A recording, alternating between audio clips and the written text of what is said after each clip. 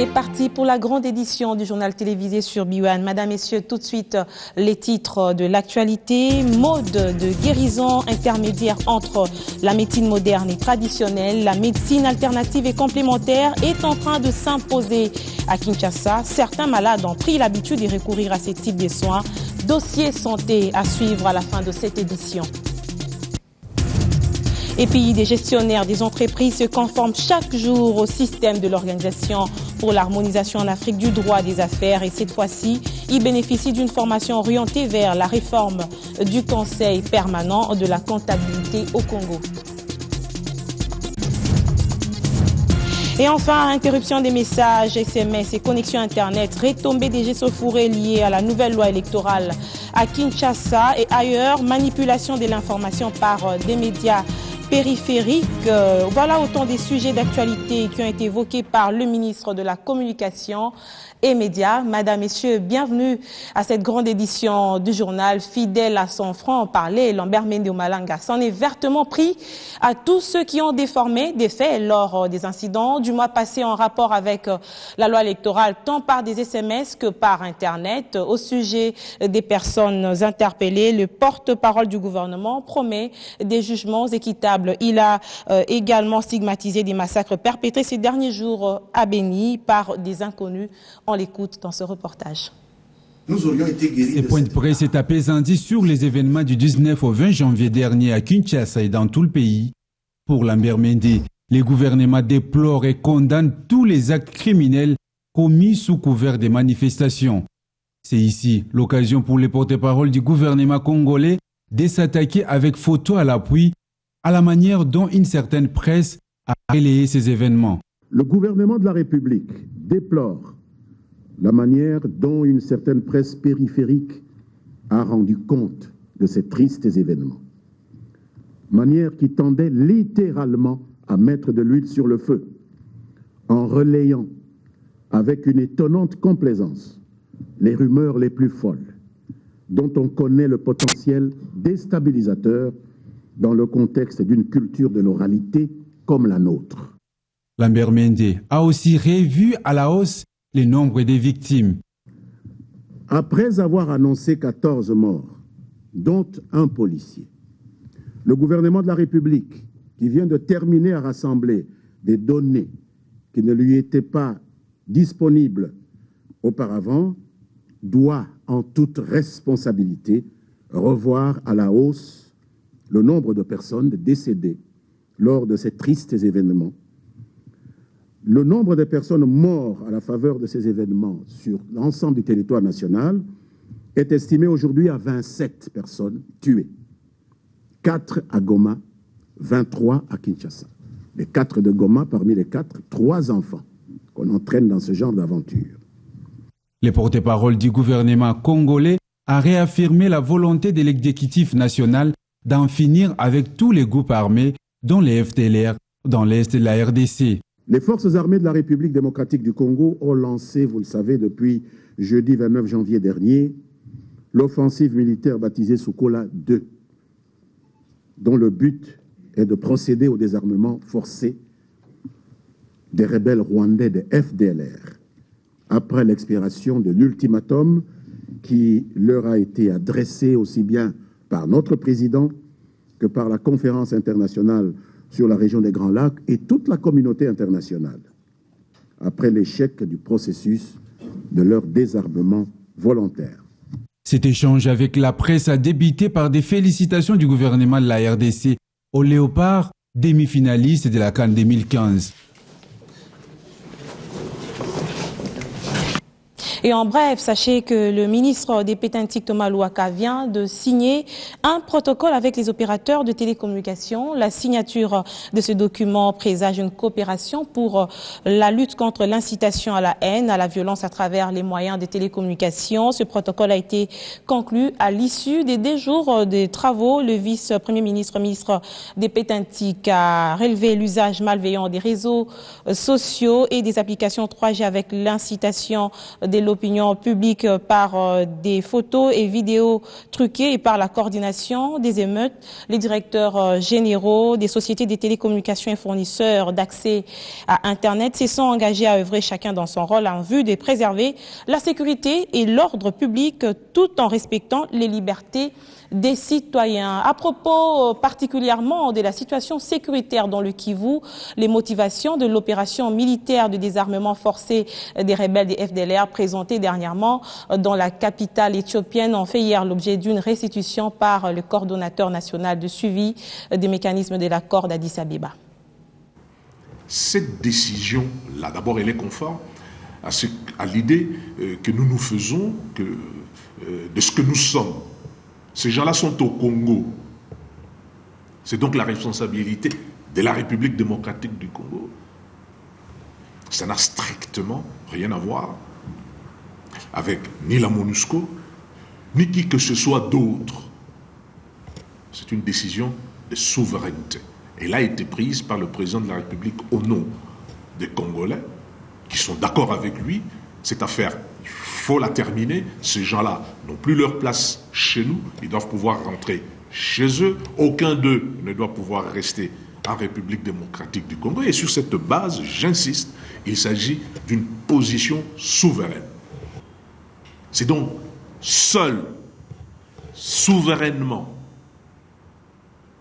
que nous avons, par le président de la République, décidé d'en finir par les armes, puisque le temps qui était passé, il faut le dire, entre le moment où ces gens-là prennent Goma et le moment où nous les frappons en novembre 2013, il était passé un certain temps qui a pu aussi, là aussi, être interprété comme de l'inertie, comme de manque de volonté. Qu'est-ce que c'est que cette affaire d'aller discuter pendant un an en Ouganda et tout ça, etc. Mais lorsque la décision est tombée, on a vu le résultat.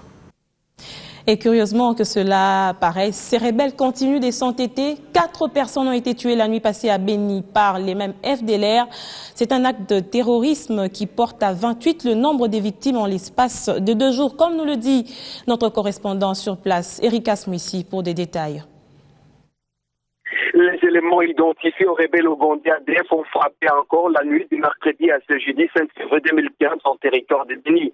Ils ont tué de nouveau 4 personnes et blessé dans le village Kambiamiba, situé sur la routier Mbao Kamango en territoire de Beni. En croire les sources proches de la société civile du secteur de Beni Mbao, les victimes sont mortes à coups de machette pour des causes inavouées. Les mêmes sources précisent que les victimes ont été achevées dans leurs maisons respectives et sans enquête secours. Les infortunés sont originaires de la cité de Ouika, chef-lieu du territoire de Beni et de la localité de Mbaou, 2 milliers situés respectivement à 18 et 24 km au nord de Beniville. Des sources officielles contactées confirment l'incursion de ces rebelles dans ces villages, mais ces réserves de délivrer un quelconque bilan. Le lieutenant-colonel Célestin Guélé-Kabloko Kabouji, porte-parole militaire des opérations Soukola en visant à éradiquer les rebelles au Ougandais ADF, confirme que les FARDC sont à la poursuite des assaillants.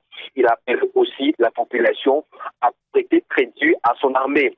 Ce cycle de violence aurait fait face pendant que le chef de l'exécutif provincial, Nord Kivu, est à Beni depuis l'après-midi du mercredi 4 février. Ces 4 personnes tuées portent à 28 le nombre de victimes des actes terroristes en ville et territoire de Beni à l'espace de 2 jours seulement.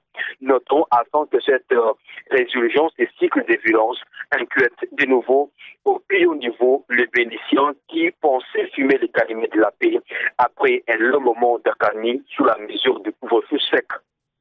Nuit quasiment similaire à Rutshuru. Nous sommes dans le Nord Kivu toujours. Le torchon a brûlé entre les communautés de la cité de Kiwanja suite à l'assassinat de Kambere Kivava par des présumés combattants Nyatura de la communauté Hutu. Patrick Sialoua. Boutiques, magasins, marchés et écoles sont restés quasi fermés ce jeudi dans la cité de Kiwanja en territoire de Rutshuru à une 70aine de kilomètres au nord de Goma. À la base de cette paralysie d'activité, l'assassinat la nuit du mercredi à ce jeudi de M. Kambere Kivava au quartier Mabungo, un commerçant très influent de la communauté Nandé, tué par des présumés combattants Nyatura de la communauté Hutu. Ces mêmes assaillants ont aussi tué un militaire FARDC venu en intervention dans ce quartier Mabungo après avoir entendu les coups de feu. Ce matin, les jeunes de la communauté Nandé, pris de colère, ont incendié 5 maisons. Des membres de la communauté Hutu, au quartier Mabungo, a déclaré le chef de cité de Kiwanja, M. Michel Magenda, contacté ce jeudi. Pour tenter de calmer la tension entre les Nandé et les Hutus, une réunion d'urgence entre les représentants de ces deux communautés a été convoquée par le chef de cité de Kiwanja en présence du commandant secteur FARDC, le colonel David Lusenge. Selon Michel Magenda, les deux communautés se sont convenues d'assumer le calumet de la paix. La situation restant volatile à Kiwanja, un dispositif policier a été déployé dans toute la cité de Kiwanja. Sécurité toujours cette fois-ci à Bukavu. Les nouvelles ne sont pas aussi bonnes dans cette partie du pays. La famille d'un pasteur protestant a été incendiée par des personnes non encore identifiées. 7 enfants sont tués, la maison brûlée. La cause de cet acte reste encore inconnue. Joseph Amani, notre correspondant sur place. Dans la ville de Bukavu, c'est la consternation qui gagne les esprits de la population. Personne ne parvient à réaliser le degré de la cruauté qui s'est abattu sur les foyers de ces pasteurs protestants. Il était 23 heures locales. Sous une pluie fine, les assaillants se sont pointés à la fenêtre. Ils ont cassé la vitre et les occupants se sont regroupés dans une seule chambre en criant au voleur. N'ayant pas réussi à pénétrer à l'intérieur de la maison, les malfrats ont mis le feu sur la maison après l'avoir aspergée de l'essence. Silence, 7 personnes brûlées vives et la maison complètement rendue aux poussières et tous les biens de valeur réduits en cendres. Parmi les victimes, il y a la mère de famille et 7 enfants. Parmi les enfants, le plus âgé avait 19 ans et le cadet avait 7 ans. Signalons tout de même que le camion anti-incendie de la MONUSCO est arrivé juste après et il a réussi à éteindre le feu qui commençait déjà à embrasser la maison voisine. Tous les 7 corps ont été retirés de décombres en présence des autorités provinciales. Selon les informations recueillies sur place, les responsables de cette famille vivaient en conflit avec ses collègues où il assumait le poste de vice-président. Oublions ces bruits de bottes pour autre chose. Un pays en quête du progrès tel que la République démocratique du Congo doit mener une politique foncière prometteuse et des partenaires extérieurs sont curieux de connaître ce qu'il en est, comme l'ont fait hier les ambassadeurs américains et chinois en allant rencontrer le ministre Boletengue Balia. Les performances de la République démocratique du Congo dans le secteur foncier passent par l'amélioration de sa bonne gouvernance. Pour y contribuer avec une expertise sûre, l'ambassadeur des États-Unis a exposé les stratégies que propose son pays au ministre des Affaires foncières. Le pays de l'oncle Sam, à en croire James Swan, s'est dit disposé à collaborer pour garantir la protection des droits fonciers qui renforcerait le climat des affaires vis-à-vis des investisseurs internationaux. Des questions foncières sont d'une importance considérable pour le pays. Évidemment, des contentieux fonciers sont à la base de beaucoup de conflits.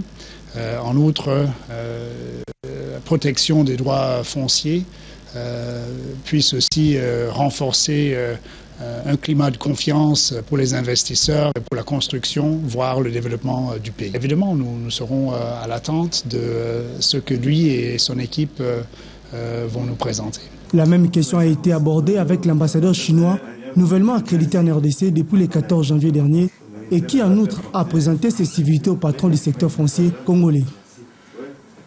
Poursuite de la campagne Made in DRC, des industriels ont remis hier un draft de mesures d'accompagnement pour la promotion de l'industrie congolaise au ministre Germain Kambinga. C'est une façon pour ses partenaires d'éviter de naviguer à vue. Après de nombreux jours de descente de terrain, le ministre de l'Industrie ne s'est pas dérangé de recevoir dans son cabinet de travail quelques industriels venus lui soumettre un draft sur les mesures d'accompagnement pour la promotion de l'industrie congolaise, une façon pour eux de manifester leur soutien, leur engagement à cette campagne Made in Congo. Aujourd'hui, un groupe d'industriels des différents secteurs ont souhaité qu'il était important de rencontrer le ministre et de lui soumettre déjà un certain nombre de problèmes dans un draft qui peut servir de soubassement pour commencer un travail et pour voir quelles sont les mesures d'accompagnement que le ministre pourra prendre pour que nous puissions développer l'industrie au lieu de décourager l'industrie. Georges Kakera-Kodjo exprime ici ses impressions sur cette campagne. Donc tous les industriels sont quand même très satisfaits de l'engagement du ministre et à travers les actions déjà qu'il mène. Tout le monde est convaincu qu'avec cet élan qu'il vient de donner au ministère de l'Industrie, que ça va permettre aux industriels et peut-être beaucoup d'autres investisseurs pourront venir. Et c'est ceux qui sont présents qui pourront témoigner que le Congo est un pays où il faut venir investir. Rappelons que cette campagne qui a débuté à Kinshasa va s'étendre dans les provinces. Et sur cette même lancée de gestion managériale, experts comptables, auditeurs et réviseurs d'entreprise ainsi que des commissaires aux comptes seront outillés sur les notions essentielles et de base système comptable OHADA, ses spécificités dans la comptabilité des projets, son adaptation suivant son référentiel grâce notamment au séminaire à leur intention organisé par Kitus Consul SARL. Comment faire profiter le système comptable OHADA aux praticiens de la comptabilité dans les projets et programmes de développement, généralement financés par les partenaires au développement? À cette question, le Kitus Consult SARL vient donner une réponse à travers un séminaire sur la problématique de l'application du système comptable OHADA dans la comptabilité des projets. Nous n'étions pas sûrs qu'après l'adhésion de la RDC à l'OHADA, les projets étaient suffisamment informés sur le nouveau système comptable. Pour les sociétés commerciales, nous n'étions pas sûrs qu'il pourrait être appliqué tel quel dans les projets. C'est pourquoi nous les avons invités à réfléchir ensemble.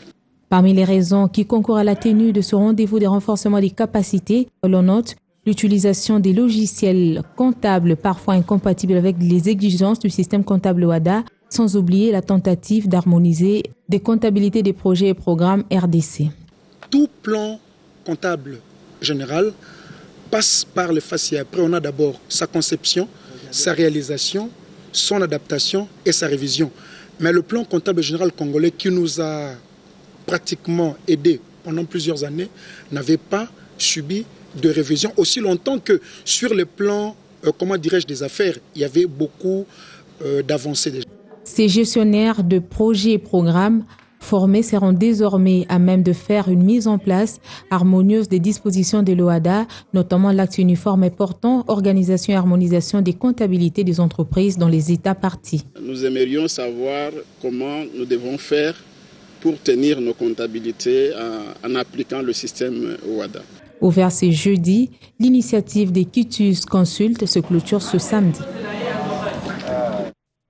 Réforme des systèmes de gouvernance encore. À partir du 31 mars prochain, la République démocratique du Congo et ses opérateurs économiques vont recourir désormais au système régional de paiement et des règlements du COMESA. Le système RPS offre beaucoup d'avantages dans les transactions transfrontalières, entre autres le paiement au même jour et l'assurance des risques même politiques. La Banque centrale du Congo jouera le rôle du correspondant. Je vous rappelle que le gouverneur Deogracias Mutombo est président en exercice du COMESA. Reportage Julie Sefou.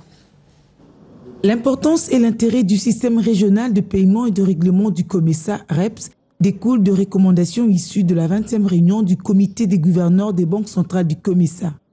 La République démocratique du Congo est déterminée à rendre opérationnel le concept le 31 mars prochain, ce qui explique la journée de sensibilisation animée par le secrétaire exécutif de la Chambre de compensation du COMESA, M. Mansour. Le but, la participation effective des opérateurs économiques du pays à cette plateforme régionale de paiement et de règlement. Le gouverneur de la BCC, en sa qualité du président du dit comité, met en exergue les avantages du système REPS.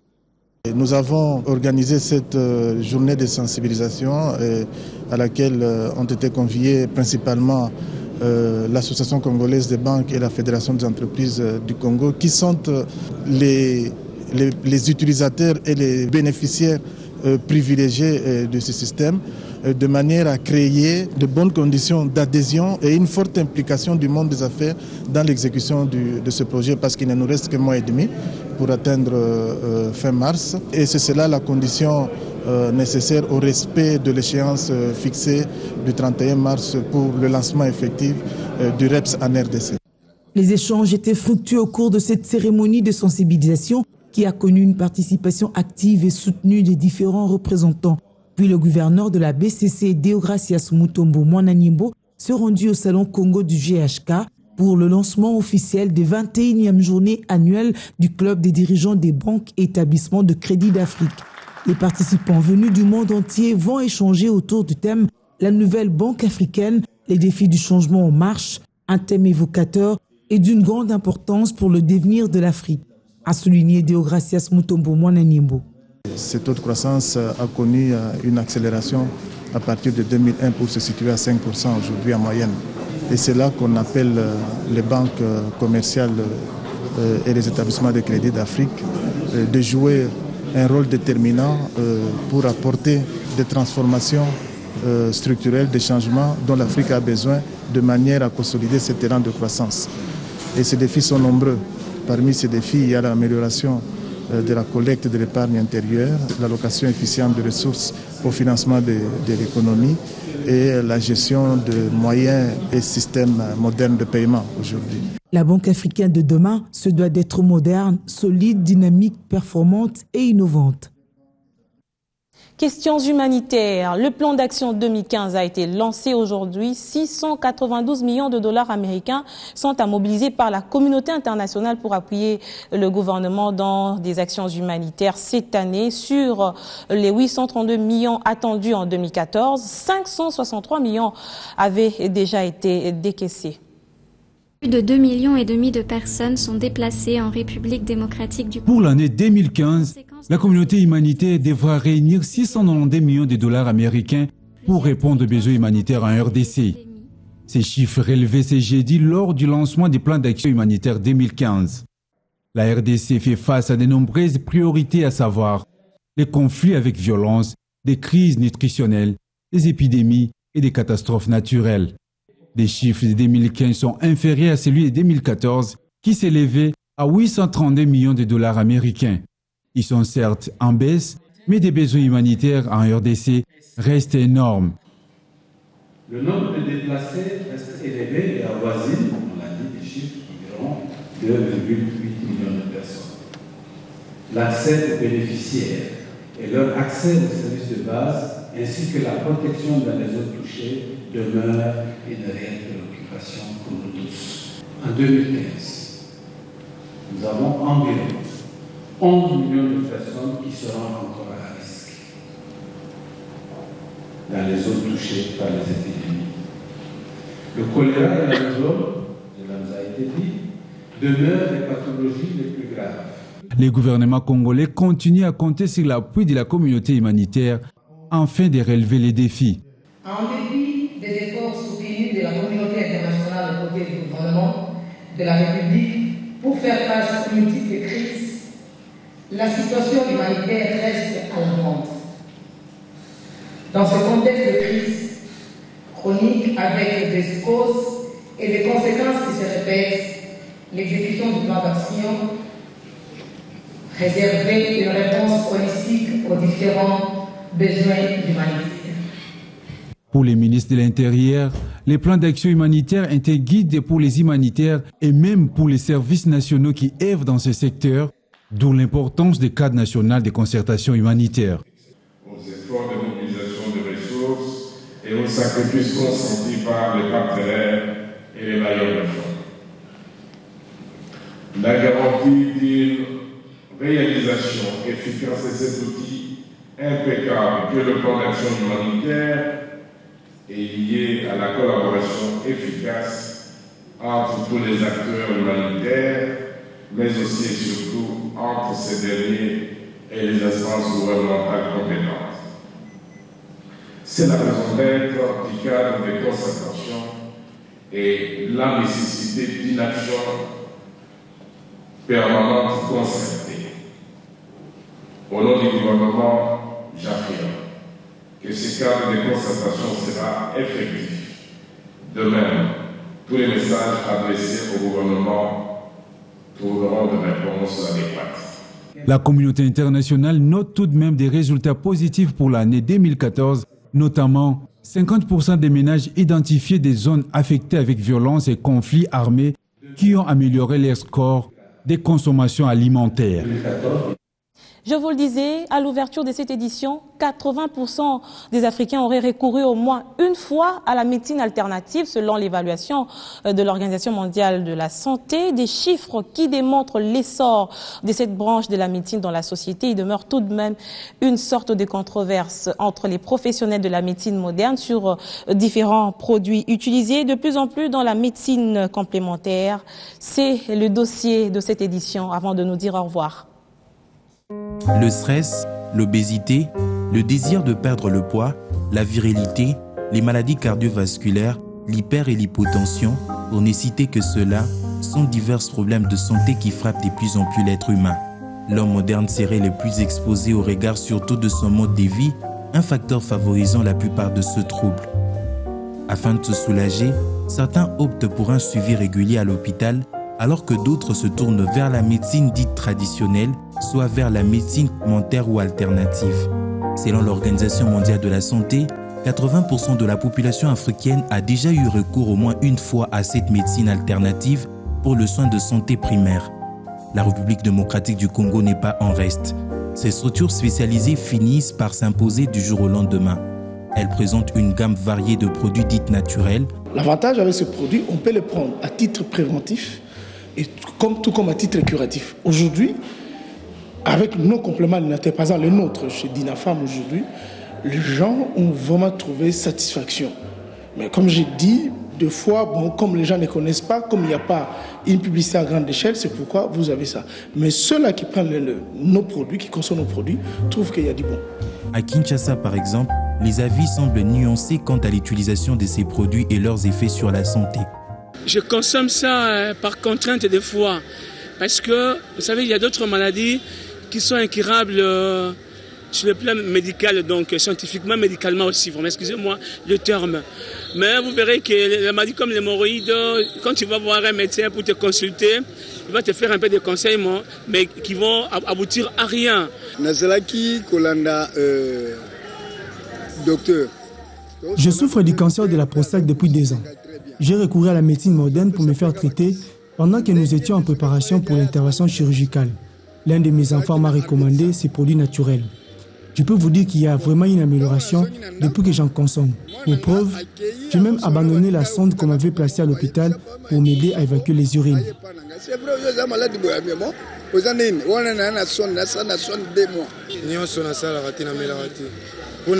Les produits dits naturels ne m'inspirent pas confiance, étant donné qu'on n'a aucune idée sur le potentiel effet indésirable, et surtout parce qu'il se pose un problème de dosage qu'on n'arrive toujours pas à maîtriser. Interrogés à ces sujets, certains professionnels de la médecine moderne évoquent un amalgame dans la pratique de cette branche de la médecine. Quand on parle de médecine palliative, c'est cette médecine qui s'occupe des maladies évolutives chroniques et qui se trouvent en dernière phase. C'est tous ces soins qu'on donne qui ne s'occupent pas vraiment du traitement des fonds, parce que le traitement des fonds soigne la cause selon l'étiologie. Ce n'est pas le fait de donner une certaine alimentation et appeler ça palliative. D'abord, les mots, ce n'est pas ça. Il faut qu'on respecte les choses et qu'on soit honnête. Ce sont ces choses qu'on est en train de voir présentement et ce sont des firmes qui viennent et qui nous présentent ça comme des compléments alimentaires à donner aux gens. Fin de cette édition. Merci de votre fidélité à nos programmes. Je vous retrouve demain.